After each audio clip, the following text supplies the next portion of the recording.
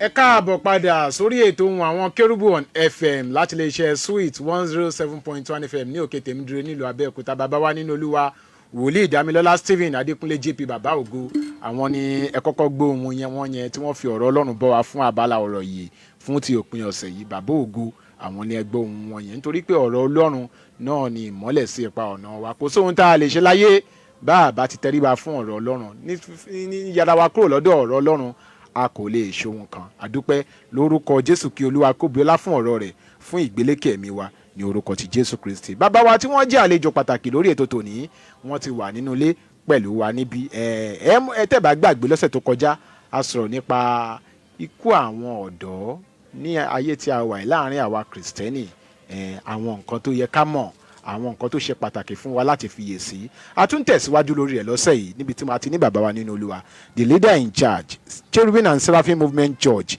Ayọ̀nío Ogun District Branch Dove Cast Christ Assembly tó wà ní Olóríire Estate ní Gbọ́nọ́gún ní Ọbántòkò ní Abẹ́òkúta ní ìpínlẹ̀ Ògùn tí a wà yìí. Mo ń sọ̀rọ̀ nípa bàbá wa nínú Olúwa, Special Apostle Prophet Pastor Dr.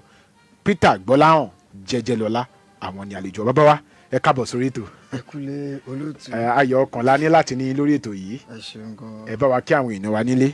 Mo kí gbogbo etí tí ó ń gbọ́ mi nílé àti lóko, nínú mọ́tò lẹ́wà ní lójú ọ̀nà ni mo kí yín pé a kú dédé àkókò tí a wà yìí. Mo gbàdúrà lórúkọ Jésù Kristi, àánú Ọlọ́run alààyè tí ń panimọ́ nínú ewu yóò máa bá gbogbo wa lọ. Àmín. Yóò máa bá yín lọ. Àmín. Lórúkọ Jésù Kristi Olúwa wa. Àmín, àmín, àmín lórúkọ Jésù. Gbogbo ìdílé ńkọ́ ńbẹ̀. Àlàáfíà gbogbo wa wà. Ìjọ Ọlọ́run ńkọ́. Àlàáfíà la wà. Ṣíṣe Olúwa ń tẹ̀síwájú. Adúpẹ́ lọ́wọ́ Ọlọ́run. Bàbá wa, ẹ jẹ́ ká tẹ̀síwájú. Ikú àìtọ́jọ́ láàrin àwọn ìránṣẹ́ Ọlọ́run lóde òní. Ikú àìtọ́jọ́ akọ́ndédé gbọ́n pẹ́ ẹlòmíì orí àga wàásù ló ti ṣubú lulẹ̀. Ẹlòmíì ó ń ṣiṣẹ́ ìránṣẹ́ kan tàbí mìíràn lọ́wọ́ ló ṣubú lulẹ̀. Ẹlòmíì ń ṣorí ọ̀fẹ́ lọ́wọ́ ló ṣubú lulẹ̀. Ẹlòmíì ń gbàwẹ̀ lọ́wọ́ ló ṣubú lulẹ̀. Ẹlòmíì kùn kankan ò tiẹ̀ ṣe, ó tiẹ̀ sì gbàdúrà tó ń sìn wọnúlé ló ṣubú lulẹ̀. Kí ni àwọn nǹkan tó yẹ ká mọ̀ láyé òde òní tá ò kíyèsí mọ́? Ẹ ṣe olóòtú. Ohun tí máa kọ́kọ́ fi sọ̀rọ̀ ọ̀rọ̀ kí n sọ pé ibi tí mo ti máa bẹ̀rẹ̀ ọ̀rọ̀ mi, òun ni pé nǹkan kan ni gbogbo gbọ́dọ̀ mọ̀. Òun náà ni pé gbogbo ènìyàn ló jẹ gbèsè ikú. Torí tẹ́ bá wo ìrìn àjò Ádámù àti Éfà, Olúwa sọ fún ẹ pé ẹ gbọ́dọ̀ jẹ èso, bẹ́ẹ̀ bá jẹ èso ẹ máa kú ni. Ẹ máa kú ni. Láti ìgbà náà gbogbo ènìyàn ó ti jẹ̀bi ikú. Gbogbo èèyàn ti jogún Ikú. So èèyàn kú ọ̀nà kan lèèyàn máa gbà kú. Ṣùgbọ́n àwọn nǹkan kan wà tá a gbọ́dọ̀ kíyèsí. Tẹ́ bá wo ìwé Joshua chapter 23 verse 14, ó sọ pé Joshua ń dágbére fún àwọn àgbààgbà ilé Ísírẹ́lì. Ó ní ẹ̀yin kíyèsí, èmi ń lọ sí ọ̀nà gbogbo ayé. So gbogbo ayé ikú ni ọ̀nà gbogbo ayé, ọ̀nà sí ìyè. Ẹni tó máa jẹ́ pé ìyè ló ń lọ. Ikú ọ̀nà sí ọ̀nà àpáàdì. Ẹni jẹ́ pé ọ̀nà àpáàdì ló ń lọ. So gbogbo yẹn ló jẹ̀bi Ikú tí a sì máa kú. Ṣùgbọ́n Jésù jẹ́ kí nǹkan kan yé wa pé àwọn kan wà tó jẹ́ wípé wọn kì yóò rí ikú títí Jésù wá ṣe kíni wọ́n máa fi dé. Lẹ́yìn tó túmọ̀ sí pé nígbà tí Jésù Kristi bá ń padà bọ̀ lẹ́ẹ̀kejì, ó máa bá àwọn èèyàn àwọn kan láyé tó máa fojú bí Jésù sọ pé ó ní gbogbo ojú ló máa rí tó ń sọ̀kalẹ̀ bọ̀. So àwọn kan oore ọ̀fẹ́ kan ó nìyẹn. Ṣùgbọ́n tí à ń sọ ni pé ikú àìtọ́jọ́ láàárín àwọn ènìyàn, pàápàá àwọn ìránṣẹ́ Ọlọ́run, ohun tí a gbọ́dọ̀ mọ̀ wípé even bí ènìyàn bá tiẹ̀ máa kú, ó ní àwọn ìgbà, àwọn àkókò. Ẹlòmíì ìrìnàjò tó wà nílé ayé, Olúwa ti mọ ìgbà tó máa ṣiṣẹ́ dè. Ẹ wo Jésù Kristi olùgbàlà aráyé, kò ṣe kó darúgbó, ṣùgbọ́n iṣẹ́ tá a rán kó wá ṣe láàárín àkókò ó kọ́ parí iṣẹ́ náà, ó sì jọ̀wọ́ ẹ̀mí rẹ̀. Ó ní kò sẹ́yìn tó gbà ẹ̀mí lọ́wọ́ mi, èmi ni mo jọ̀wọ́ rẹ̀ fún àwọn ènìyàn. So tí a bá ń sọ nípa ikú tí ó ń pa àwọn ìránṣẹ́ Ọlọ́run ní àìtọ́jọ́, àwọn kan tí mo fẹ́ ká kọ́kọ́ mọ̀ ni pé àwọn ikú kan wà àtọwọ́ Ọlọ́run ló ti ń wá bẹ́ẹ̀ni tí Ọlọ́run fúnra ẹ̀ ló ọ̀dẹ́nẹ̀ pé àkókò ti tó máa bọ̀ ó ní amú olódù lọ ṣáájú ọjọ́ ibi so àkókò kan wà Ọlọ́run ló yàn bẹ́ẹ̀ tó bá ti parí iṣẹ́ ẹ wò ìrìnàjò Mósè nígbà tó parí gbogbo iṣẹ́ tán ó lóò sọ fún Mósè pé lọ kó àwọn Ísírẹ́lì kó wọn lọ sí ilẹ̀ ìlérí ó ní kó wọn jáde kúrò ní ilẹ̀ Íjíbítì kúrò ní ó dẹ̀ ti parí iṣẹ́ ó ti kó wọn jáde kúrò bẹ́ẹ̀ nìyẹn Olúwa fi ilẹ̀ yẹn hàn ó ní ṣùgbọ́n ojú ló fi rí òní débẹ̀ o tó gbé lónìí ni wọ́n yóò ṣe kíni ọ̀nà yóò kú so ọ̀rọ̀ Ọlọ́run ni Olúwa ló kọ́ bẹ́ẹ̀ ó wù Mósè láti dé lẹ́ẹ̀lérí ṣùgbọ́n Ọlọ́run ò fàyè gbà nítorí àkókò ṣe kíni ó ti parí iṣẹ́ rẹ̀ so ẹlòmíì ìránṣẹ́ Ọlọ́run mìíràn tó bá ti parí iṣẹ́ ìyẹn àwa la máa ń rò pé ńgbà yẹn pé àìtọ́jọ́ ni ó lè jò ti parí iṣẹ́ tọ́nà fi ràn tó bá ti parí iṣẹ́ àkókò tó great orí ọ̀fẹ́ tá a fún láti wà lóláyé láti ṣe yẹn ó ti pé nìyẹn so kò dẹ̀ sí there is no point wasting time iṣẹ́ tá a rán ó ti wá ṣe ẹ wo bàbá Mósè orí Mọ́ládé iṣẹ́ tá a rán ó ṣe kíni wọ́n ti ṣe so àwọn ikú mi wà jẹ́ pé àtọwọ́ Ọlọ́run ló ti máa ń wá ṣùgbọ́n ọ̀pọ̀lọpọ̀ ikú tó ń ṣẹlẹ̀ kì í ṣe àtọwọ́ Ọlọ́run ìmíì àfọwọ́fà ìránṣẹ́ Ọlọ́run láwọn ọ̀nà wo àwọn míì àgbègbè la máa ṣàlẹ̀ fún wa àwọn míì àti ọwọ́ ọ̀tá ni tá a bá wo ìwé 1 Peter chapter 5 verse 8 ó sọ pé ó ní ẹ máa wà ní àìrékọjá ẹ máa ṣọ́ra nítorí èṣù ọ̀tá yín bíi kìnìún tí ń ké ramúramù ó ṣe kí ni ó rìn káàkiri ó ń wẹ́ni láti pàjẹ́ that is number 1 ó ní ẹ máa wà ní àìrékọjá bí ìránṣẹ́ Ọlọ́run bá wà ní àìrékọjá tó bá ti lọ rékọjá kúrò níbi tí ó bá ti wà very careful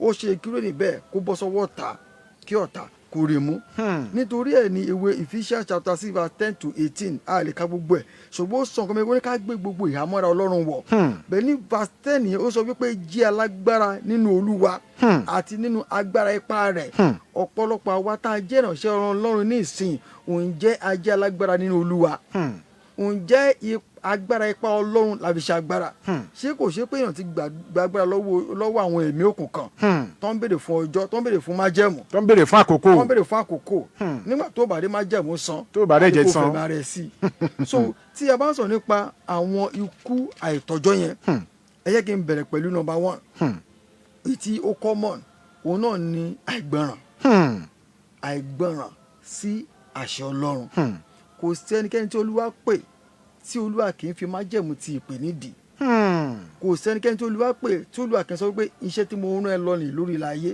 lọ ṣe tá a bá wo ìwé 1 Kings chapter 13 verse 9 Olúwa rán ẹ̀ ń pè nìkan ní wọ́n ní wòlíì ènìyàn Ọlọ́run tó ti Júdà wá Olúwa rán níṣẹ́ lọ bá ọba nígbà tó jíṣẹ́ tán Olúwa sọ fún kó tó yẹ pé níbi tó ń lọ ò gbọ́dọ̀ jẹ níbẹ̀ ò gbọ́dọ̀ mú ọ̀nà tó dẹ̀ gbà wá ò gbọ́dọ̀ gbàbẹ̀ padà ó ti jẹ́ṣẹ́ tán ọba ní òun máa ṣèkẹ́ kó tẹ̀lé òun máa tọ́jú onírọ̀ òun ò lè lọ torí pé Olúwa ní òun gbọ́dọ̀ yóò rọrùn mọ́ ṣùgbọ́n Sátánì wá gbé wòlíì kan dìde wòlíì àgbàlagbà tó bá fẹ́ lọ pàdé ẹ̀ ìránṣẹ́ Ọlọ́run gáàgó mo gbẹ́ bẹ́ẹ̀ máa bọ̀ nílé mi kí o jẹ kó mu kó ṣe gbá kó ṣàwó onírọ̀ òun ò lè ṣe tó dúró kó máa jẹ ó ní wòlíì lèmi náà Olúwa sọ fún mi pé kó jẹ kó mu àgbà wòlíì gan ni mí pàápàá ó sì pa ẹ̀rọ fún ni ṣùgbọ́n ó dẹ̀ tẹ̀lé ọ̀rọ̀ àgbàlagbà wòlíì yẹn ó jẹ ó mu ó padà kí ló gbé yẹn Bíbélì pé ó ní kìnìún sì pàdé ẹ̀ lọ́nà ó sì fà á ya so ikú kan nìyẹn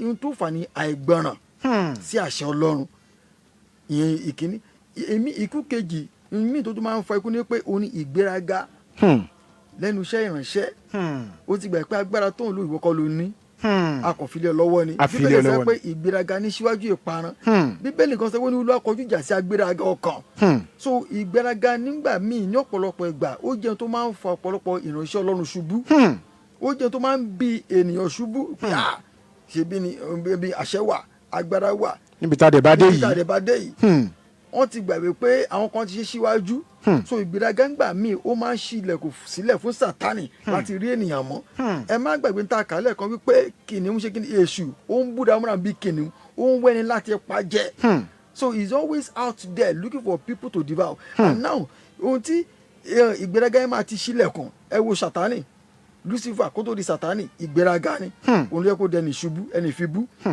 another thing ni pé sexual immorality lust of the flesh bí ìránṣẹ́ Ọlọ́run bá wà tó bá ti pọ̀ nínú títara ó máa ń ṣílẹ̀kùn fún ìṣubú ó máa ń ṣílẹ̀kùn fún àti kí Sátánì kó tètè rí mú.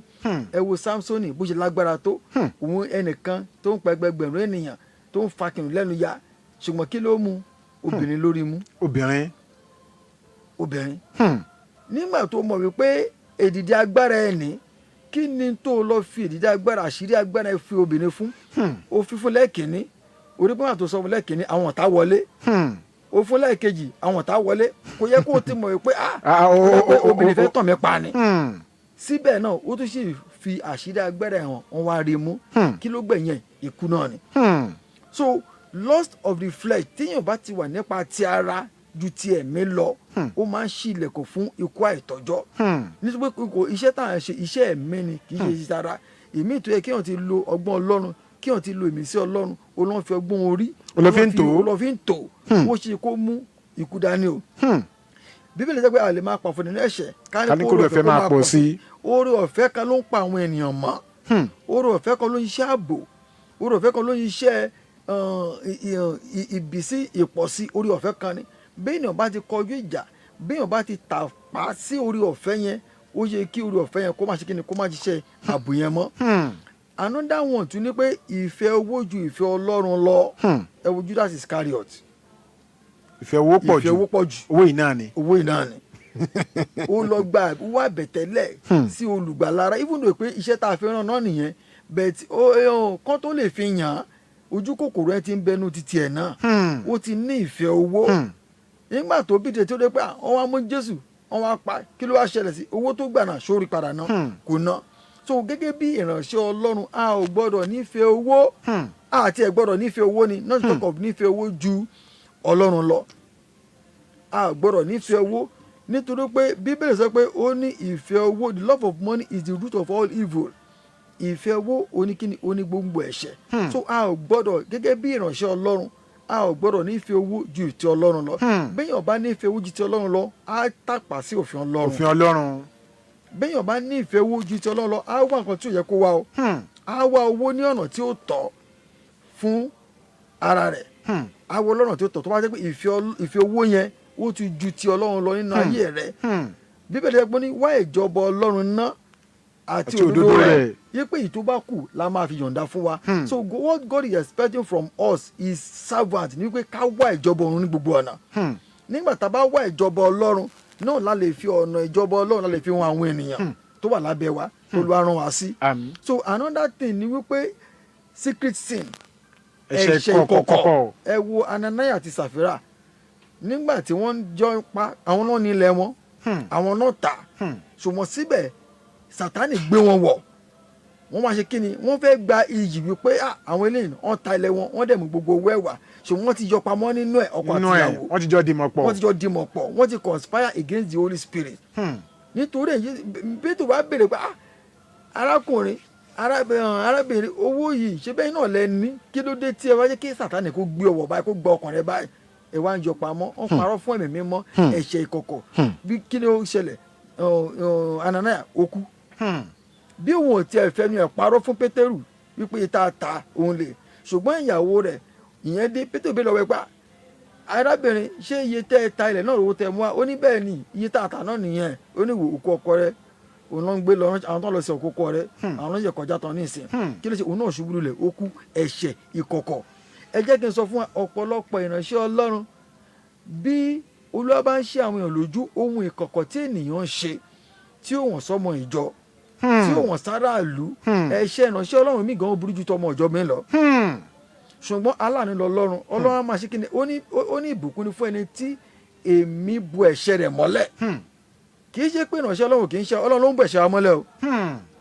Ìránṣẹ́ Ọlọ́run, iṣẹ́ Ọlọ́run ló ń bẹ̀ ẹ̀ṣẹ̀ wa mọ́lẹ̀. Ọlọ́run bò mọ́lẹ̀, nítorí pé ènìyàn ni àwa náà. Bíbélì sẹ́ kò sẹ́ni tó pé o. Jésù sọ bẹ́ẹ̀, ó ní kò sẹ́ni tó pé bí kò ṣe bàbá mi tí ń bẹ ní ọ̀run. Nítorí pé ìwọ tí òun wàásù, ìwàásù ń gbà mí, ìwọ tó ń wà gbà máa tabá ọgọ fún ara rẹ̀. Ẹlòmíì tẹ́ bá gbọ́ ìránṣẹ́ Ọlọ́run mi, bọ́n máa sọ̀kà lórí púpìtì lórí àga wàásù, bọ́n máa ṣe máa sọ̀rọ̀ ńgbà mí, ẹ máa rí pé ṣé bẹ́ẹ̀ tó ṣe wàásù tán ní ìsìn ni. Ìwà ìránṣẹ́ Ọlọ́run mi kò tiẹ̀ pe ẹnikẹ́ni sínú ìjọba ọ̀run. Ìwà ìránṣẹ́ Ọlọ́run mi kò pe ẹnikẹ́ni sínú, kò fi ọ̀nà ìjọba ọ̀run wọn ẹlòmíì. Ṣùgbọ́n a máa dúró gé àwàásù, a máa sọ̀rọ̀ àwa la mọ bíbélì tán ṣùgbọ́n oúnjẹ ìta à ń wàásù yìí nínú ìkọ̀kọ̀ wa oúnjẹ ohun tá à ń ṣe nìyẹn. Ọlọ́run kó ràn wá lọ. Sátánì kẹ̀dẹ̀rẹ̀ ó sì ń wá ẹni tó fẹ́ pajẹ ẹbí kìnìún tó ń ké ramúramù gbogbo kíní ẹni Sátánì mọ̀ lórí nítorí pé ẹ̀mí lòun náà. That is why nígbà tí Ọlọ́run fi ìran hàn bíbélì sọ pé ó nípa fẹ́ wo Joshua ní aṣọ ògo Sátánì dúró ó fẹ́ sọ̀rọ̀ nígbà tó Olúwa ní kán bọ́ aṣọ ìdíkùn lọ́rùn Joshua Sátánì mọ àwọn oríṣiríṣi ohun ìkọ̀kọ̀ sì tí Joshua ṣe gẹ́gẹ́ bí ènìyàn òun ló fẹ́ sọ nípa rẹ̀ pé Olúwa aṣọ ìdíkùn gbọdọ̀ kúrò lọ́rùn eléyìí ṣùgbọ́n Olúwa ò fààyè gba Sátánì láti sọ̀rọ̀ nítorí bí Sátánì bá sọ̀rọ̀ ó yẹ kó lọ jàre o Olúwa ní Sátánì Olúwa bá wí ó palẹ̀ ni mọ́ túnú ẹ̀ pé olùfisọ̀ ni ṣùgbọ́n àánú a máa ṣògo lórí ìdájọ́ fún ẹ̀ṣẹ̀ ìkọ̀kọ̀ a máa mú kí ikú àìtọ́jọ́ gbogbo ìránṣẹ́ Ọlọ́run kan ká wo ohun tá à ń ṣe ní ìkọ̀kọ̀ níbi tí ojú ọmọ ọjọ́ ò sí níbi tí ojú ènìyàn ò sí ṣùgbọ́n ojú Ọlọ́run ṣe kí ni ojú Ọlọ́run wà ń bẹ. Another thing is this àìsàn tẹ́ bá wo Èlíṣà Bíbélì sọ pé ó ní Èlíṣà ó sì ṣàìsàn títí ó fi kú ó ń ṣàìsàn ṣùgbọ́n agbára Ọlọ́run ṣe kí ni ó sì ń ṣiṣẹ́ ìyanu nínú ayé rẹ̀ ó sì ń ṣiṣẹ́ ìránṣẹ́ àìsàn gbogbo wà nínú àgọ́ ara gẹ́gẹ́ bí ìránṣẹ́ Ọlọ́run àfi ká tọ́jú ara wa o Olúwo ní ká má ṣètọ́jú ara wa o Olúwo ní ká má ṣètọ́jú ara gẹ́gẹ́ bí ìránṣẹ́ Ọlọ́run gẹ́gẹ́ bí ìránṣẹ́ Ọlọ́run ká má ṣe kí ni ká má ṣe ìtọ́jú ara wa ó ní àwọn ènìyàn mi ń ṣègbè nítorí pé wọn ò ní mọ̀. You understand? So that's why as ìránṣẹ́ Ọlọ́run you have to take care of yourself nígbà tó bá rí pé àìlera wà ní ara rẹ̀ dandan kọ́ ni kó wàásù ní gbogbo ìgbà o lè ṣe kí ni o lè designate o lè pín iṣẹ́ fún àwọn ènìyàn. ó ṣe pé èmi náà gbọ́dọ̀ máa rí gbogbo ìgbà. òṣèlú wọn ló kọ́ mọ̀ ẹ́ ló máa rí ní gbogbo ìgbà nígbà tó wọ̀ pé àìlera kan ń bẹ nínú àgọ́ ara rẹ̀ take your time and treat yourself. nígbà tó bá fúnra ẹ ní àkókò tó ṣètọ́jú ara rẹ̀ we continue preaching. ọ̀dà Ọlọ́run á ràn wá lọ́wọ́. ètò ohun àwọn Kérúbù FM ló ń lọ lọ́wọ́lọ́wọ́ ẹ jẹ́ ká dókè lọ́hùn tá a bá ti padà dé ní ìpele kejì a máa ṣí ojú òpó sílẹ̀ fún gbogbo ẹni tó bá fẹ́ pè wọlé ẹ ṣeun púpọ̀ ìpè wà pẹ̀lú wa.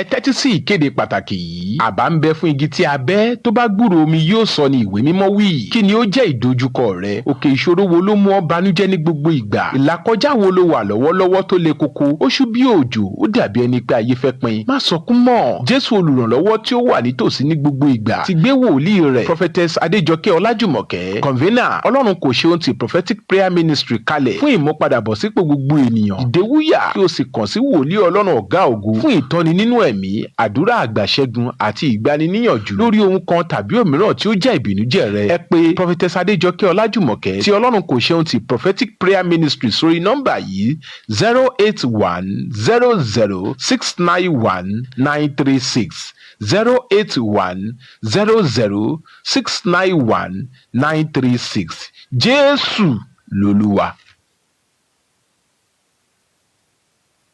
Automatic Mercy Interdenominational Crusade. Jésù ọba aláàánú dé.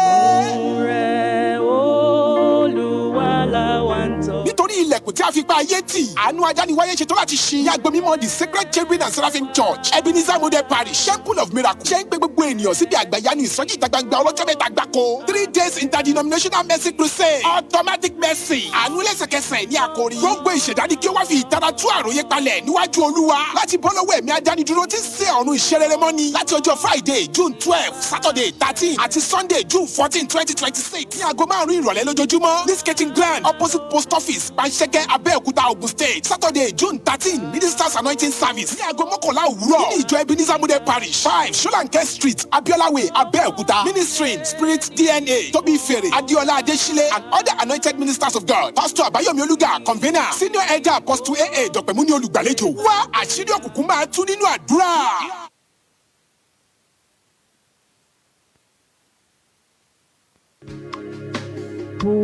Bùpẹ̀rẹ̀ tilẹ̀ wà tán, ilẹ̀ mọ́lẹ̀ àti fẹ́. Bùpẹ̀rẹ̀ tilẹ̀ wà tán, láyé ẹ̀ṣẹ̀ àtòṣì. Ọkàn mi fà ní tòótọ́. Fún ìdàpọ̀ ènìyàn rẹ̀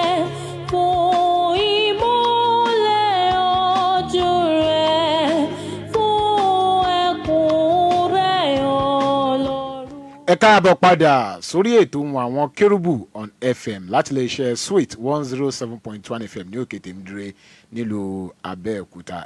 Fún ẹ̀yin tí ẹ bá fẹ́ pè wọlé sórí ètò tó ń lọ lọ́wọ́ 0707 316 0403 0707 316 0403 tàbí 0812 411 3677 0812 411 3677 ní nọ́mbà tẹ́ ní àǹfààní láti pèsè bí ètò ìṣe ń lọ lọ́wọ́lọ́wọ́. Ikú àìtọ́jọ́ láàrin àwọn ikọ̀ àti ìríjú Ọlọ́run alààyè, kí ni àwọn nǹkan tó yẹ ká mọ̀?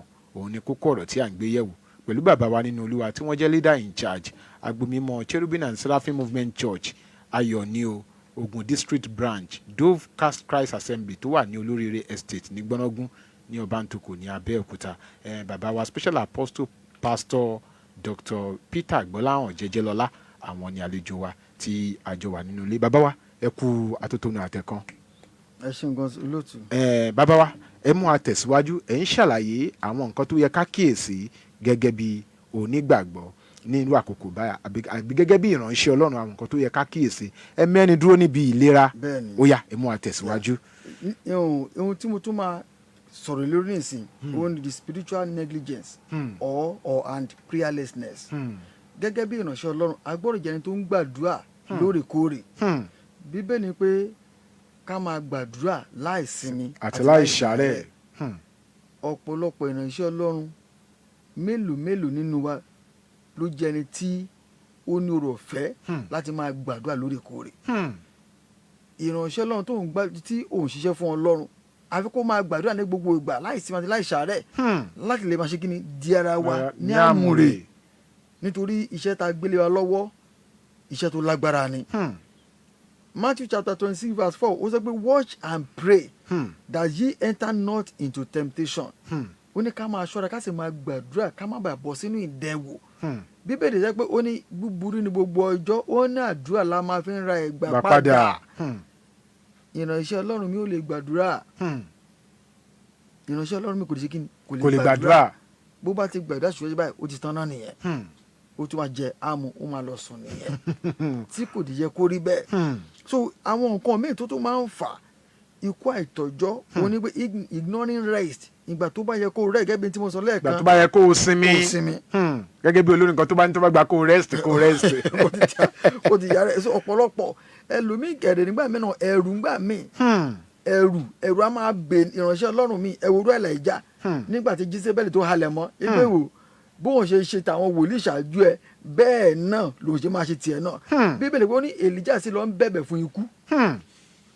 Ẹ wo ẹ̀rù ìwọ tó jẹ́ ìránṣẹ́ Ọlọ́run ọ̀gá ògo tí ẹnìkan wá lẹ́mìí àìjẹ́ tó wá ń ṣẹ̀rù bà ẹ́ tó ń gbá ń gbọ̀ tó lọ ń béèrè fún ikú ká ní Ọlọ́run dá lóhùn gbà yẹn náà ṣé kò ní kú náà kú torí pé àìmọye àwọn wòlíì tó wà ní ìpamọ́. So ẹlòmíì ẹ̀rù ńgbà mi téèyàn bá ti ní ẹ̀rù gẹ́gẹ́ bí ìránṣẹ́ Ọlọ́run ó máa ń ṣílẹ̀kùn sílẹ̀ fún ẹ̀jẹ̀ ríru, ó máa ń ṣílẹ̀kùn sílẹ̀ fún àìlèsùndọ̀kan àìnálàáfíà nínú ọkàn. Gbogbo nǹkan báyìí ó lè fa ikú àìtọ́jọ́. Ẹlòmíì gẹ̀dẹ̀rẹ̀ ẹlòmíì gbòǹgbò ìkorò ó ń bẹ nínú ọkàn rẹ̀. Iṣẹ́ ìránṣẹ́ mi kò tí ì tóbi. Wọ́n ti mọ̀ mí ní ìgbà wo ló fẹ́ tóbi. Ẹ wo ti lágbájá ẹ wo iṣẹ́ ìránṣẹ́ bàbá Débóyè. Ẹ wo ti bàbá Kúmóyì. Ó bèrè ọjọ́ òní wọ́n bẹ̀rẹ̀. Ó bèrè ìdíyelé tí wọ́n san. Àwọn tẹ́ẹ̀jọ́ gbọ̀pá wòlíì tàbí ẹjọ́ gbọ́ ordination pastor níjọ́ kan náà wọ́n ń compare ìpè tó lọ́ọ́ fi pin oníkàlùkù ọ̀tọ̀ọ̀tọ̀. Ògo oòrùn ó yàtọ̀ sí ti òṣùpá yàtọ̀ sí ti ìràwọ̀. Bẹ́ẹ̀ tó ṣe ti tiẹ̀ kó o sì máa dúpẹ́ ni kó o lè ní àlàáfíà ọkàn. So bẹ́ẹ̀ ni ọba ti ní gbòǹgbò ìkorò tí kì í jẹ́ kí èèyàn kí o so àsọdọ̀ kan there is no way ó máa affect your physical health. Ó máa affect ẹni tó pé ìrònú o sùn dáadáa wàá bẹ̀rẹ̀ tí máa sáré tọ́lọ́run ní kó o sá nínú iṣẹ́ ìránṣẹ́. eré tọ́lọ́run ràn ẹ́ láti sá. wàá bẹ̀rẹ̀ tí máa sá oko jẹ́ńtọ́jì kan tó bá rádúró èrò tó wà ní chọ́ọ̀chì yẹn. títí kẹdẹrẹ ẹ tí ju méjì mẹ́ta lọ́nà ẹ̀ for some years. àkókò tá a dá fún oníkálukú ọ̀tọ̀ọ̀tọ̀ ni o. oorun olè bá ràn lóru. àkókò tá a dá fún láti ràn ọ̀tọ̀ ni. ẹ̀ẹ́dẹ̀ lè rí ìràwọ̀ lọ́sàn-án tó ló pé kì í ṣe àkókò tiẹ̀ nìyẹn. ṣùgbọ́n gbogbo wọn ló ní iṣẹ́ tí wọ́n ń ṣe lúlúkúlùkù.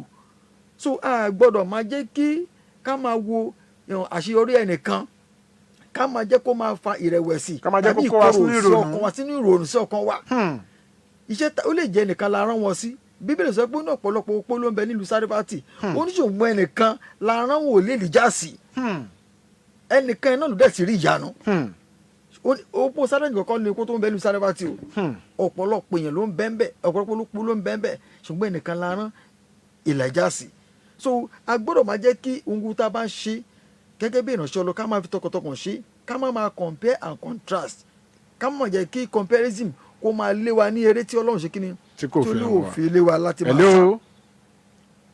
hello ó dáa fún àwọn àtàbà fẹ́ pè wọlé ta fẹ́ dá sétò tó ń lọ lọ́wọ́lọ́wọ́ àbẹ́ẹ̀ náà ní àfikún kan tàbí òmíràn ẹ ní àǹfààní láti pè sórí nọ́mbà yìí 0707-316-0403 0707-316-0403 tàbí 0812-411-3677 0812-411-3677 ní nọ́mbà tẹ̀ ní àǹfààní láti pèsè ètò ohun àwọn kérúbù on FM ló ń lọ lọ́wọ́lọ́wọ́ ohun tá à ń gbéyẹ̀wò ní ikú àìtọ́jọ́ láàrin àwọn ìránṣẹ́ Ọlọ́run àwọn nǹkan tó yẹ ká kíyèsí àti àwọn nǹkan tó yẹ ká mọ̀ bàbá wa special apostle pastor Dr. Peter Gbọ́láhàn Jẹ́jẹ́lọ́lá àwọn ni àlejò tí wọ́n wà nílé pẹ̀lú wa ẹ̀ ń tẹ̀síwájú bàbá wa ẹ̀ máa tẹ̀síwájú. So another thing only ministerial jealousy and dangerous rivalries ẹ wo nàjọ Sọ́ọ̀lù àti Dáfídì owú nínú iṣẹ́ owú jíjẹ nínú iṣẹ́ ìránṣẹ́ ó nìyẹn o a máa mú kó òjijì náà wá. a máa mú kó òjijì wá ẹ wo nàjọ Sọ́ọ̀lù àti Dáfídì ogun tí ìwọ lọ bá ọlọ́dẹ̀gbẹ́ni dìde láti ṣe ogun tó ń dá ẹ̀ láàmú tó ń yọ ẹ lẹ́nu lóòótọ́ nítorí pé àwọn èèyàn wọ́n máa ń jó wọ́n ń yọ̀ pé Dáfídì pa gbá Sọ́ọ̀lù pa kinní kan nítorí pé wọ́n fún Dáfídì ní nọ́mbà tí wọ́n ò fún ìwọ Dáfídì Sọ́ọ̀lù pa 1000 Dáfídì pa 10,000 kinní kan ó wá dá rògbòdìyàn sílẹ̀ nítorí ó wá ń lara ẹ̀ kàkà kó máa yan lórí pé ogun tí ó bá ti pa ẹ́ Ọlọ́run lò láti kí ni láti ṣe so owó jíjẹ àṣebájọ gbà pé ní ó yẹ jẹ́ pé ònìkan ló ń pè fún iṣẹ́ ìrànṣẹ́ ònìkan ló mọ̀ràn sọ ni ṣèbájọ gba iṣẹ́ ìrànṣẹ́ ni ìjọ ònìkan ló ní gbọ̀wọ́ ọjọ́ fún ani ordination ni ó ṣe ojú ònìkan ló ń pè fún wàásù ṣé bí evangelist ṣé bí nǹkan tẹ́ mo tòró lé lórí iṣẹ́ tẹ̀sí wá ń gbòòrò ju tèmi lọ iṣẹ́ ta fi ní kálukú ọ̀tọ̀ọ̀tọ̀ ni ọwọ́ ò lè ṣiṣẹ́ tẹsẹ̀ bẹ́ẹ̀ lẹ́sẹ̀ ò lè ṣiṣẹ́ tó rí ẹnu ò lè ṣiṣẹ́ ojú ó yàtọ̀tọ̀ síra wọn orí òfin oníkàkú ó ti yàtọ̀tọ̀ síra wọn so ẹ jẹ́ ká mú owó jíjẹ káyọ̀ kí ni ká pa á ti torí owó jíjẹ máa mú ènìyàn ṣí ẹsẹ̀ gbé owó jíjẹ kò sẹ́ni tó ń jogún ẹ̀ tó máa gbàdúrà àlàáfíà fún torí pé ìlara ni Sọ́ọ̀lù jowú Dáfídì ni ó mú ìlara wọlé ìkíni ìlara mú wọlé ó ń lépa láti pa pé tí Dáfídì bá sí mọ́ àwọn ènìyàn máa fi ògo fóun padà so owó jíjẹ máa jẹ́ kí èèyàn máa ní èrò burúkú sí ọmọ làkejì ẹni téèyàn dẹ̀ gbọ́dọ̀ rèrò burúkú sí lórí àmọ́rú òfẹ́ tó wà lórí ìṣẹ̀dá bẹ́ẹ̀ another thing ni pé kéèyàn máa ṣiṣẹ́ ìrànṣẹ́ ní ibi tí Ọlọ́run ò fi sí that operating outside divine assignment ẹlòmíì Olúwa ò pé fún yín láti máa gbàdúrà òṣìṣẹ́ ìṣẹ́gun ìwọ ṣàkọsí ẹ máa wàásù fáwọn ènìyàn ni ibi tọ́lọ́run pè sí ó dà ó wá rẹ nìkan ó ṣe deliverance fún yàn ìwọ náà fẹ́ ṣe ẹ̀yìn rí yanu ó wá ní àfi kébì náà ṣe tèmi náà Olúwa dẹ̀ fún ẹ lórí ọ̀fẹ́. ó fẹ́ bọ́ síbi tọ́lọ́run pè é sí. you want to work outside the divine assignment ẹlòmíì iṣẹ́ nìtọ́ lọ́wọ́ ń gbélé lọ́wọ́ ni pé ṣàmà evangelize Olúwa ní kó níjọ sílẹ̀ kó dájọ́ lẹ̀ o Olúwa pé ó ṣe ṣe bẹ́ẹ̀ ń gbà mí ó ṣe ṣe bẹ́ẹ̀ ń gbà mí lọ́pọ̀lọpọ̀ ìgbà kan pàápàá. tọ́lọ́run máa sọ pé tọ́lọ́run ò ní fún yàn lófin láti gbé ìjọ kalẹ̀. tó bá yẹ pé gbogbo èèyàn tọ́lọ́ fún lẹ́bùn iṣẹ́ ìrànṣẹ́ ni wípé lọ́n ń dájọ́ sílẹ̀ ẹ̀ẹ̀mọ church tàbí máa ní all over the world. àwọn kan wà ó máa serve lọ́ndé èèyàn ni a ò fún ní authority àṣẹ ni òfin dájọ́ sílẹ̀ bí àṣẹ yẹn ò bá ti wá látọ̀dọ̀ Ọlọ́run bó bá da sílẹ̀ ó ṣe kéèyàn kábàámọ̀ ó ṣe kó sílẹ̀ kò fún ikú òjijì ikú àìtọ́jọ́ nítorí pé ìjọ kì í ṣe nǹkan tí ó rọrùn tá a bá sọ bẹ́ẹ̀ àwọn èèyàn sọ̀rọ̀ pé the greatest task in life is to control human beings. iṣẹ́ tó le jù lágbára jù tó nípọn jù o ní láti darí ènìyàn nítorí pé àwọn tó fẹ́ darí they have wisdom ẹlòmíì gan ní ìmọ̀ ju ọgọ́ fúnra wọn lọ so o wá fẹ́ darí wọn iṣẹ́ tó le ni you have to convince them they have to see reasons why tó fẹ́ ṣe nǹkan báyìí tán dẹ̀ gbọ́dọ̀ agree pẹ̀lú ẹ̀ if there is no agreement how will you lead them so now the thing is pé so ìwọ tó lọ́rùn ní kó lọ dájọ́ lẹ̀ tó ní kó ti lẹ́bùn ó wá jẹ́ káwọn èèyàn tiẹ̀ ní tó máa pa ẹran gbélé lọ́wọ́ o nítorí pé ẹni tọ́lọ́run pè orí ọ̀fẹ́ àti dúró ti iṣẹ́ ìrìn ti ìjọ tó lọ́wọ́ ní kó dálẹ̀ yẹn orí ọ̀fẹ́ ti máa wà bẹ́ẹ̀ fún àtìlẹ́yìn máa wà bẹ́ẹ̀ fún ṣùgbọ́n ìwọ tọ́lọ́run ògbésẹ́ yẹn lé lọ́wọ́ tó lọ fàyàrọ́ ó ṣeé ṣe kó lọ sílẹ̀kùn fún ikú àìtọ́jú àìníbàlẹ̀ ọkàn bí ó bàdẹ́ sí ìbàlẹ̀ ọkàn ó ṣe kó sílẹ̀kùn fún ikú àìtọ́jọ́ so nǹkan míì tún ní pé ẹlòmíì let me say lack of wisdom àìní ọgbọ́n bí ó ní wisdom is the principal thing wisdom is the principal thing seek it ó tún pé ọgbọ́n lọ́lọ́run fi dá ayé bí o bá pèrè níránṣẹ́ ọlọ́run bí o bá fi ọgbọ́n ọlọ́run ìrìnàjò iṣẹ́ ìránṣẹ́ tó lù wá gbélé ẹ lọ́wọ́ ó ṣe ṣe kó sílẹ̀kùn fún ikú àìtọ́jọ́ o nítorí pé ilé tá a wà ilé tó kún fún oró ìka ènìyàn ni àwọn tó ń gbàdúrà fún gan àwọn gan lọ́wọ́ ẹ̀mí rẹ̀ láti pa so you need wisdom of God gbogbo nǹkan ní àdúrà gbogbo nǹkan ní pé ìmọ̀ bíbélì ọgbọ́n ọlọ́run lórúkọ Jésù mo gbàdúrà Sátánì kò ní rí wa mú àmín mo wí lórúkọ Jésù Sátánì kò ní rí wa mú àmín Sátánì kò ní rí wa mú àmín ìmí dẹ̀ tí wà náà ẹgbẹ́kẹ́gbẹ́ ìwọ tó pèrè níṣẹ́ ìránṣẹ́ ọlọ́run tó lọ ní àwọn ẹgbẹ́ ẹlòmíì ìránṣẹ́ ọlọ́run ni ó dẹ̀ wà nínú ẹgbẹ́ ayé àwọn ẹgbẹ́ tí ò yẹ kó wà àwọn ẹgbẹ́ tí ò yẹ kó wà àwọn ibi tí ò yẹ kó máa jókòó sí àwọn ibi tí ò yẹ kó máa jókòó láti máa rí ẹ àwọn tó ò yẹ kó máa rí ẹ pẹ̀lú kí wọ́n fi nǹkan tí ò tọ́ sí ẹ kán fi lò ẹ́ ní bíbélì ṣe sọ nínú ìwé yẹn pé ká wà ní àìrékọjá ẹni pé a ní àlà a gbọ́dọ̀ pa àlà sáàárín wa àti àwọn tó ń bẹ nínú ayé even though pé we are preaching to them à ń wàásù fún wọn ṣùgbọ́n ṣá àwọn kọ̀ọ̀kan wà tá a gbọ́dọ̀ tọ́ wa bọ̀ gẹ́gẹ́ bí ìránṣẹ́ ọlọ́run. ó dà ọlọ́run alààyè á ràn wá lọ́wọ́. àmín. ètò ohun àwọn Kérúbù on FM ló ń lọ lọ́wọ́lọ́wọ́ lórí ìkànnì Sweet 107.1 FM ikú àìtọ́jọ́ láàrin àwọn ìránṣẹ́ ọlọ́run alààyè wọ́n kàn dédé níyàn kan ń wàásù lọ́wọ́ ó ṣe ẹ̀ àbí èèyàn kan ń ṣiṣẹ́ ìránṣẹ́ kan ń bì kan lọ́wọ́ ó ṣe ẹ̀ àwọn nǹkan tó yẹ ká mọ̀ òun là ń gbé yẹ̀wò lórí ètò tòní àtúfẹ́ dókè lọ́hùn láti mú àwọn iṣẹ́ ìpolówó tó wà nílẹ̀ lọ́lọ́kanjọ̀kan àti ti gbọ̀wọ́ iṣẹ́ púpọ̀ wípé wà pẹ̀lú wa. lẹ́sẹ̀kẹsẹ̀ ní àkòrí gbogbo ìṣẹ̀dá ni kí ó wá fi automatic mercy interdenominational crusade Jésù ọba aláàánú dé. nítorí ilẹ̀kùn tí a fi pa ayé tì àánú adániwáyé ṣetán láti ṣí ní agbo mímọ́ the Sacred Cherubim and Seraphim Church Ebenezer Model Parish Temple of Miracle ṣe ń pè gbogbo ènìyàn síbi àgbàyanu ìsọjí ìta gbangba ọlọ́jọ́ mẹ́ta gbáko 3 days interdenominational mercy crusade automatic mercy àánú lẹ́sẹ̀kẹsẹ̀ ní àkòrí gbogbo ìṣẹ̀dá ni kí ó wá fi ìtara tú àròyé palẹ̀ níwájú Olúwa láti bọ́ lọ́wọ́ ẹ̀mí adánidúró tí sí ọ̀run ìṣẹ́rẹ́rẹ́ mọ́ni láti ọjọ́ Friday June 12 Saturday 13 àti Sunday June 14 2026 ní aago 5 ìrọ̀lẹ́ lójoojúmọ́ ní skating ground opposite post office Panṣẹ́kẹ́ Abẹ́òkúta Ogun State Saturday June 13 ministers anointing service ní aago 11 òwúrọ̀ ní ìjọ Ebenezer Model Parish 5 Solanke Street Abiola Way Abẹ́òkúta ministry Spirit DNA Tóbi Fèrè Adéọlá Adésílẹ̀ and other anointed ministers of God Pastor Abayomi Olúga convener senior elder apostle AA Dọ̀pẹ̀mú ní olùgbàlejò wá àṣírí òkùnkùn máa tú nínú àdúrà.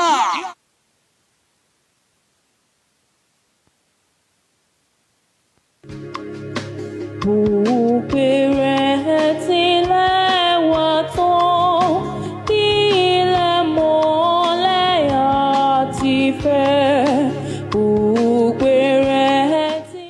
ètò ohun àwọn Kérúbù on FM náà ló ṣì ń lọ lọ́wọ́lọ́wọ́ lórí ìkànnì Sweet 107.1 FM ikú àìtọ́jọ́ láàrin àwọn ìránṣẹ́ ọlọ́run àwọn nǹkan tó tọ́ fún wa láti mọ̀ àwọn nǹkan tá a gbọ́dọ̀ kíyèsí àwọn nǹkan tá a fọkàn sí tá a gbọ́dọ̀ fọkàn sí òun là ń gbé yẹ̀wò lórí ètò tòní lọ́wọ́lọ́wọ́ fún ẹ̀yin tẹ́ ti ń fọkàn bá wa bọ̀ lórí ètò tẹ́yìn náà lóhun kan tàbí òmíràn tí ẹ fẹ́ sọ àbí tẹ́ fẹ́ dá sí ètò tó ń lọ lọ́wọ́lọ́wọ́ ẹ ní àǹfààní láti pè sórí nọ́mbà yìí 0707 316 0403 0707 316 0403 tàbí 0812 411 3677 0812 411 3677 ní nọ́mbà tẹ́ ní àǹfààní láti pèsè bàbá wa special apostle pastor Dr. Peter Gbọ́láhàn Jẹ́jẹ́lọ́lá àwọn ni wọ́n wà nínú ilé pẹ̀lú wa ẹ kó àtótó náà àtẹ̀kùn bàbá wa ẹ ṣe ó yá ẹ mú àtẹ̀síwájú láàrin ìṣẹ́jú díẹ̀ àwọn ọ̀rọ̀ mọ̀ràn tó wà lẹ̀. eléyìí ni máa sọ gbẹ̀yìn. ó dà ẹ ní sọgbẹ́yìn. lára àwọn nǹkan mi ní sọgbẹ́yìn lórúkọ Jésù ẹ ṣe nǹkan olóòtú ṣé rí lára àwọn nǹkan mi tó máa ń fa ikú àìtọ́jú ìránṣẹ́ lọ́rùn òun ni poverty. ìṣẹ́ àìní. ìṣẹ́ àìní. bẹ́ẹ̀ bá bèrè lọ́wọ́ ìránṣẹ́ Ọlọ́run mi. ẹ bá gbóhùn yẹn sókè. tẹ́ bá bèrè lọ́wọ́ ìránṣẹ́ Ọlọ́run mi. bẹ́ẹ̀ni. ọjọ́ ló ti jẹun. ìsinsìnyí ń bọ̀ ó lè gbọ́dọ̀ ṣe sí gbọ́dọ̀ wàásù. kò dẹ̀ jẹun sùn. nígbà tí ilẹ̀ tó mọ́ kò tún rí nǹkan gidi jẹ. ó ti gbé bíbélì. ó ti gbé bíbélì. àìní ó máa ń ṣílẹ̀kùn fún àìsàn nígbà tí èèyàn bá rí oúnjẹ gidi jẹ tí èèyàn bá jẹun kánú wọ́n dẹ̀ gbọ́dọ̀ rí kó iṣẹ́ ìrànṣẹ́ ó ní kí ló yà mí kúrò nínú ìfẹ́ Kristi so nǹkan kan gbọ́dọ̀ yà ọ́ kúrò nínú iṣẹ́ ìrànṣẹ́ yẹn ṣùgbọ́n ẹni tí ó fẹ́ iṣẹ́ ìrànṣẹ́ ǹjẹ́ ó jẹun kánú. ǹjẹ́ ó lókun nínú. ǹjẹ́ ó lókun nínú. mo wo fídíò clip kan wọ́n wà níbi ẹni yẹn fẹ́ sin pásítọ̀ ni ó lọ gbàdúrà níbi tó ti sìnkú òun ló fẹ́ ṣàdá sórí òkú tó ń fẹ́ sin ibẹ̀ ló ṣubú tó ti kú sí bóyá ẹ tẹ ò gbé tàbí pé kó má jẹun mi òun kò fẹ́ kó ẹ mọ̀ nǹkan kan ló máa ṣẹlẹ̀ tí ó yìí lé ẹni tí ó bá jẹun kánú òye akọ ẹlòmíì máa dúró for hours ó wà sí kò dé lókun níná. ó fẹ́ tẹ́ ìjọ lọ́rùn. ó fẹ́ tẹ́ ìjọ lọ́rùn at the same time ó fẹ́ iṣẹ́ ìrànṣẹ́ ó gbọ́dọ̀ tẹ́ ìjọ lọ́rùn kó tẹ́ ọlọ́run lọ́rùn lọ but at the same time strength to do it kò sí okun láti ṣe kò sí. lórúkọ Jésù Kristi mo gbàdúrà Sátánì ò ní rí wa mú. àmín.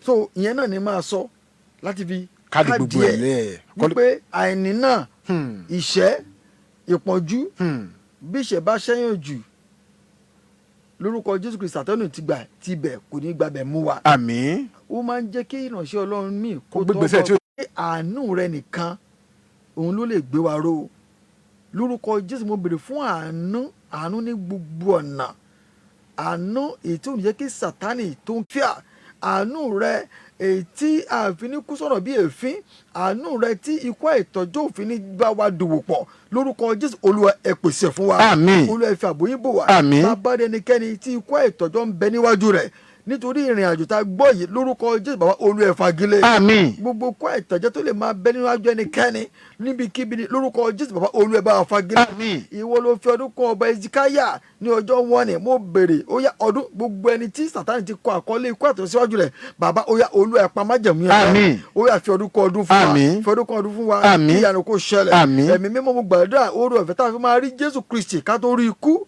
ẹ̀mí mímọ́ Olúwa yọ̀ǹdẹ̀ fún wa àmín. lórúkọ Jésù gbogbo kan tó ń gbọ́ mi tí wọn ti ní Jésù Kristi gẹ́gẹ́ bí Olúwa àti olùgbàlà ẹ̀mí mímọ́ mo gbàdúrà oore ọ̀fẹ́ tó fi máa ní Kristi tó máa rí Jésù kan tó rí ikú bàbá Olúwa yọ̀ǹdẹ̀ fún wa àmín. ní orúkọ ti bàbá mímọ́. orúkọ ti ọmọ mímọ́. orúkọ ti ẹ̀mí àmín. mímọ́ mo gbàdúrà fún iléeṣẹ́ yóò máa tẹ̀síwájú àmín. iléeṣẹ́ rédíò tá a wà yìí àtúntò àwọn kérúbù ìṣẹ̀lẹ̀ méjì yóò máa tẹ̀síwájú àmín. ní orúkọ Jésù Kristi Olúwa wa àmín àmín àmín lórúkọ Jésù. a dúpẹ́ lọ́wọ́ púpọ̀ lọ́wọ́ bàbá wa nínú Olúwa sì dúpẹ́ lọ́wọ́ Ọlọ́run fún oore ọ̀fẹ́ tó fi fún wa bàbá wa nínú Olúwa special apostle pastor Dr. Peter Gbọ́láhàn Jẹ́jẹ́lọ́lá tí a pè wá sórí ètò lónìí tí wọ́n sì ṣí wa létí lórí àwọn nǹkan tó yẹ ká kíyèsí àwa ikọ̀ àti ìríjú Ọlọ́run mi ò tí ì jẹun ọjọ́ bíi mẹ́ta kó gbáwẹ́ ó kò tí ì jẹun lọ́dà tí bí ọjọ́ bíi mẹ́ta wọ́n dẹ̀ fẹ́ dúró wájú ìjọ fẹ́ wàásù wọ́n fẹ́ kí ìjọ gbàgbọ́ wípé wọ́n á dẹ̀ máa nọpá lọ́sọ̀ọ̀sì wọ́n máa nọpá sósì àìlera wà lára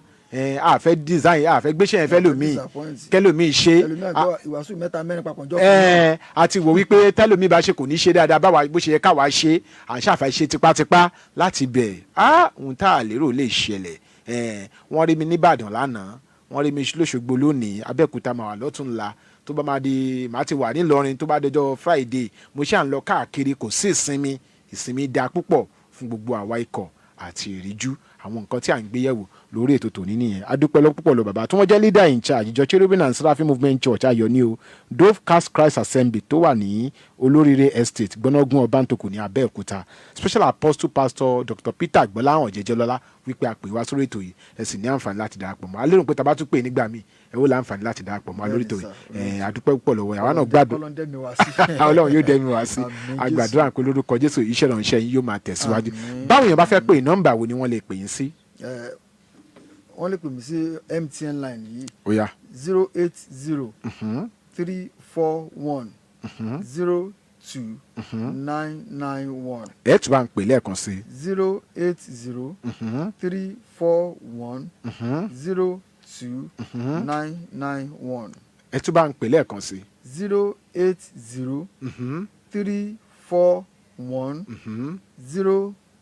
080-341-991. nọ́mbà tẹ ní àǹfààní láti pe bàbá wa tí wọ́n jẹ́ àlejò pàtàkì sí lórí ètò tòní nìyẹn. Yáṣẹ́wò jẹ́ bá mú kinní yẹn wá lẹ́ẹ̀kan sí bá mú wá lẹ́ẹ̀kan sí ká tó máa lọ bá mú wá lẹ́ẹ̀kan sí ká tó máa lọ.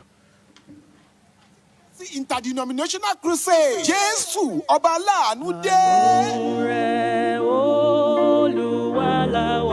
Nítorí ilẹ̀kùn tí a fi pa ayé tì, àánú adániwáyé ṣetán láti ṣí. Ní agbo mímọ́ the Sacred Cherubim and Seraphim Church, Ebenezer Model Parish, Temple of Miracle. Ṣé ń gbé gbogbo ènìyàn síbi àgbàyanu ìsọjí ìta gbangba ọlọ́jọ́ mẹ́ta gbáko. 3 days interdenominational mercy crusade. Automatic mercy. Àánú lẹ́sẹ̀kẹsẹ̀ ní àkòrí. Gbogbo ìṣẹ̀dá ni kí ó wá fi ìtara tú àròyé palẹ̀ níwájú Olúwa. Láti bọ́ lọ́wọ́ ẹ̀mí adánidúró tí ń ṣe ọ̀run ìṣerere mọ́ni. Láti ọjọ́ Friday, June 12, Saturday 13 àti Sunday, June 14, 2026. Ní aago 5 ìrọ̀lẹ́ lójoojúmọ́. Ní skating ground opposite post office, Panṣẹ́kẹ́, Abẹ́òkúta, Ogun State. Saturday, June 13, Ministers Anointing Service. Ní aago 11 òwúrọ̀. Nínú ìjọ Ebenezer Model Parish, 5 Sholanke Street, Abiola Way, Abẹ́òkúta. Ministering Spirit DNA, Tobi Fere, Adiola Adesile, and other anointed ministers of God. Pastor Abayomi Oluga, convener. Senior Elder Apostle AA Dr. Muni Olùgbàlejò. Wá àṣírí òkùnkùn máa tú nínú àdúrà.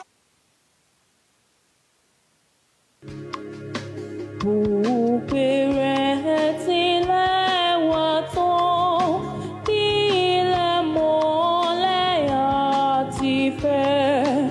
Bùpẹ̀rẹ̀ tilẹ̀ wà tán. A dúpẹ́ púpọ̀ lọ́wọ́ Ọlọ́run Olódùmarè fún àánú tarí gbà lónìí. Ètò ohun àwọn kérúbù ó tún ti wáyé lónìí gẹ́gẹ́ bí Ọlọ́run ti fún wa ní oore ọ̀fẹ́. Lọ́sẹ̀ tó ń bọ̀ láṣẹ Ọlọ́run ọ̀gá ògo a ó tún pàdé lórí ètò ohun àwọn kérúbù. Ẹnikẹ́ni nínú ànímórí ṣẹ́kù. A dúpẹ́ púpọ̀ lọ bàbá wòlíì Dámilọ́lá Stephen Adékúnlé JP bàbá ògo tó máa ń fi ọ̀rọ̀ ìyè bọ́ wa. Bàbá wa special apostle pastor Dr. Peter Gbọ́láhàn Jẹ́jẹ́lọ́lá wọ́n wá sórí ètò tòní àdúpẹ́ o àti gbogbo ìdílé Jẹ́jẹ́lọ́lá àdúpẹ́ lọ́wọ́ yín, gbogbo ìjọ Dofcas Christ Assembly àdúpẹ́ púpọ̀ lọ́wọ́ yín, Ogun District Branch àdúpẹ́ púpọ̀ lọ́wọ́ yín. Ọlábùsí ọmọ ọlọ́jà ọmọ ògo ẹ̀rí ó wà níbí kò sọ́ngìrì kò làgìrì lẹ́ni o ó wà níbí gbágbá pẹ̀lú wa ni pé tòtò ní kò gbọdọ̀ bàjẹ́. Yáṣẹ́wù ló ń gbé lọ sókè tó ń gbé lọ sílẹ̀. Fún ẹ̀yin tẹ́ bá ní ohun kan tàbí òmíràn láti bí mi atọ́kùn ètò àwọn kérúbù on FM sọ ẹ ní àǹfààní láti pè mí sórí nọ́mbà yìí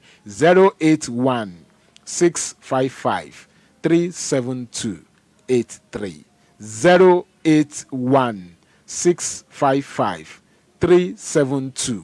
081-655-372-83 081-655-372-83 ní nọ́mbà tí ẹ ní àǹfààní láti pè mí atọ́kùn ètò ohun àwọn kérúbù sí títí ọ̀sẹ̀ tó ń bọ̀ tá a tún pàdé. Ajínrere Michael Adébọ̀wálé Adéoyè lórúkọ tèmi, ọmọ bàbá ládùúrà ní Kọ̀tún bàbá ìjọ lórí rédíò.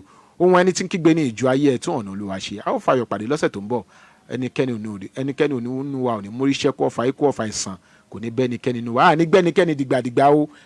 Ohun tá a rò ní búburú kò ní báyìí tá a rò ní ti rere jẹ́. Ayọ̀ la ó fi pàdé lọ́sẹ̀ tó ń bọ̀. Àlàáfíà. Ayé ṣe yàtọ̀.